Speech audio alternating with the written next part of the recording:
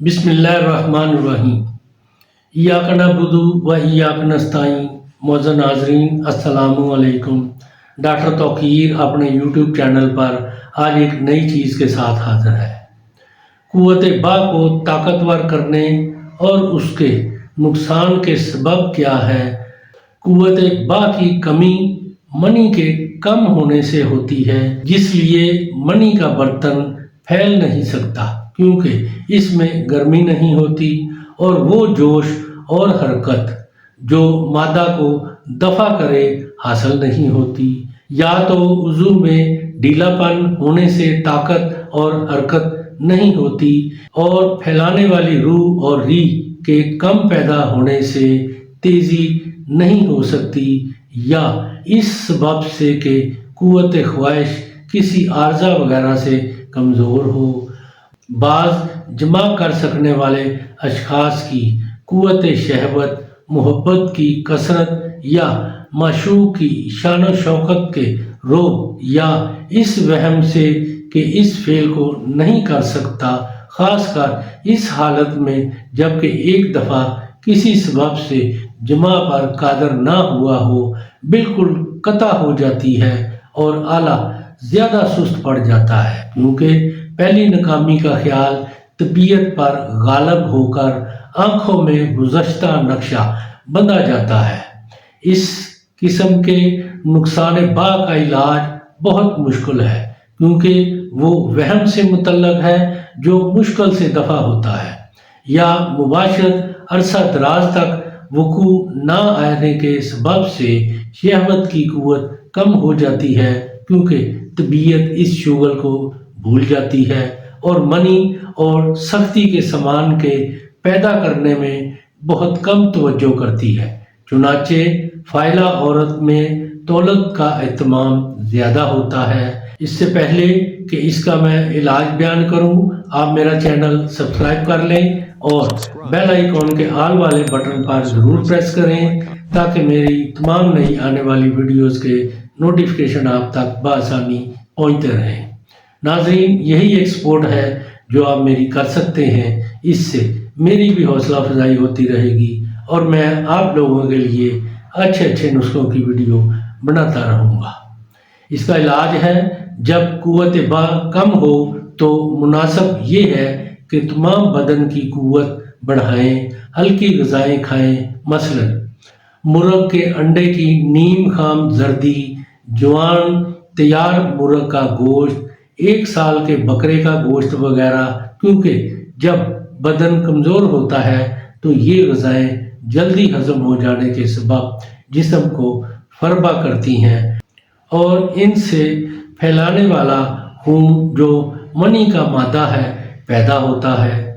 اور دل کو قوت بخشتا ہے۔ اور فرحت دینے والی چیزوں کا استعمال کریں، مثلا دعا المسک وغیرہ کے ریح پیدا ہو جس سے لذت حاصل ہوتی ہے اور رگیں پھولتی ہیں اور جگر کو قوت پہنچتی ہے، جس سے منی کا مادہ زیادہ ہوتا ہے اور دماغ طاقتور ہوتا ہے، جس سے پٹھیں مضبوط ہوں اور ریح کے داخل ہونے کے وقت خوب پھیل سکیں،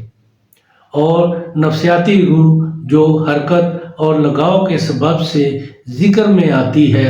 مباشرت کے وقت کثرت سے آئے اور شہوت کو بڑھائے، کیونکہ حرکت کا اعلیٰ ذکر ہے اور شہوت کی قوت کو تازگی بخشنے میں عطروں کا پورا دخل ہے، کیونکہ ان سے دل و دماغ کو طاقت پہنچتی ہے جس پر تمام کام منحصر ہے۔ اگر ریح کی کمی سے شہوت میں نقص ہو تو دیکھنا چاہیے کہ سردی کی زیادتی سے ہے یا حرارت کی کثرت سے، کیونکہ سردی کا غلبہ ریح کی پیدائش کو روکتا ہے، جس کا سبب یہ ہے کہ ریح ہلکی حرارت کی کثرت سے، کیونکہ سردی کا غلبہ ریح کی پیدائش کو روکتا ہے، جس کا سبب یہ ہے کہ ریح ہلکی حرارت سے اس وقت پیدا ہوتی ہے جب کہ وہ رطوبت میں داخل ہو کر انجریں اٹھاتی ہے۔ اگر حرارت کم ہے تو ان انجروں کو پکا اور تحلیل کر کے علیحدہ ہو جائے گی اور پھیلانے والی ریح بنا دے گی، اور اگر حرارت زیادہ ہوگی تو پھیلانے والی ریح کو پیدا نہ ہونے دے گی بلکہ تحلیل کر دے گی۔ پس پہلی صورت کی بنا پر مناسب مالش یا کمزور حرارت سے جو مالش سے حاصل ہو نفخ کرنے والی ریح پیدا ہوتی ہے۔ بعض روغن بدن پر ملے، پھر گریزی رطوبت والی چیزیں کھائیں جیسا کہ بیان ہو چکا ہے، مثلا چنے، سونڈ، دار چینی وغیرہ۔ دوسری صورت میں جبکہ نفخ کی کمی حرارت کی زیادتی کے سبب ہو تو حرارت کو اعتدال پر لائیں، سرد بوٹیوں کا عرق پئیں اور وہ سرد چیزیں کھائیں جن میں غلیظ رطوبت ہو۔ اگر قوت باء میں مزاج کے ناساز ہونے سے نقصان ہو تو دواؤں اور غذاؤں سے جو اس حالت کے موافق ہوں اعتدال پر لائیں۔ قوت باء کے خواہش مند کو لازم ہے باء کو نقصان دینے والی چیزوں اور حالتوں سے بچے، مثلا تخمیر اور کھانے کے فساد معدہ سے، کیونکہ ان حالتوں میں وہ خون جو منی بنتا ہے حاصل نہیں ہوتا، اور زیادہ پانی نہ پئیں کیونکہ سردی اور رطوبت پیدا کرتا ہے، خاص کر ذکر کے آس پاس، کیونکہ پیشاب مثانہ میں جمع ہوتا ہے، طاقت کو کم کرتا ہے اور معدہ اور ہاضمہ کی قوت گھٹاتا ہے جس سے وہ زیادہ کمزوری حاصل ہوتی ہے۔ ان چیزوں سے بھی پرہیز کریں جن سے منی خشک اور ریا تحلیل ہوتی ہے، مثلا زیرہ، ناخوا، ہرمل، خرنوب، ترشی وغیرہ، کیونکہ یہ سب منی کو خشک اور پھیلانے والی ریح کو تحلیل کرتی ہیں، اور ان چیزوں سے بچنا چاہیے جو زیادہ سردی دینے کا سبب ہو، مثلا کافور، افیون، گل سرخ، بزرکتونا وغیرہ، کیونکہ گردہ مثانہ خصیہ کو سرد کر کے منی کو منجمد کر دیتی ہے اور تجویز حواس پیدا کرتی ہے جس سے مطلب پورا نہیں ہو سکتا۔ اگر عرصہ دراز تک جمع نہ کرنے کے سبب قوت باء ناقص ہو تو عورتوں میں مشغلہ رکھنا چاہیے کہ آہستہ آہستہ طبیعت عادی ہو جائے اور اپنی اصلی حالت اور طاقت پر آ جائے۔ اگر وہم کے سبب سے یہ جیسا کہ پیشتر بیان ہو چکا ہے تو وہ تدبیریں کریں جس سے ناقص ہونے کا گمان جاتا رہے، لیکن ایسا ہونا بہت مشکل ہے۔ ابو علی سینا کہتا ہے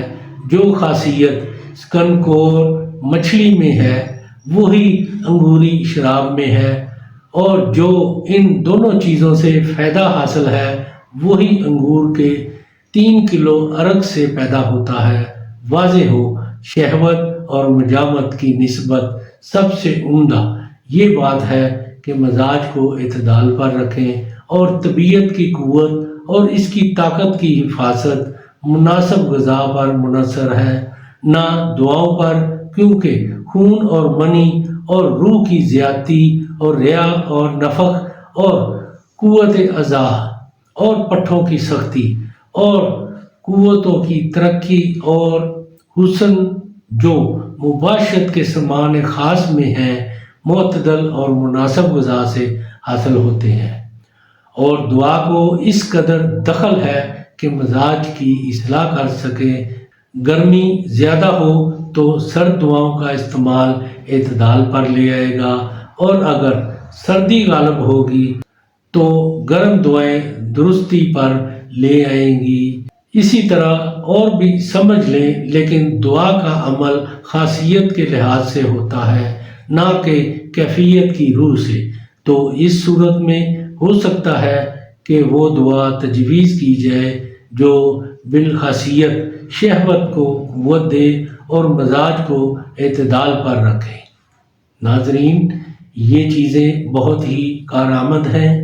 اس کا بغور مطالعہ کریں اور اس کے بارے میں اپنی رائے میرے کمنٹس باکس میں ضرور دیں، اس کو لائک اور شیئر بھی کریں۔ اللہ تعالیٰ آپ کا حامی و ناصر ہو۔ خدا حافظ۔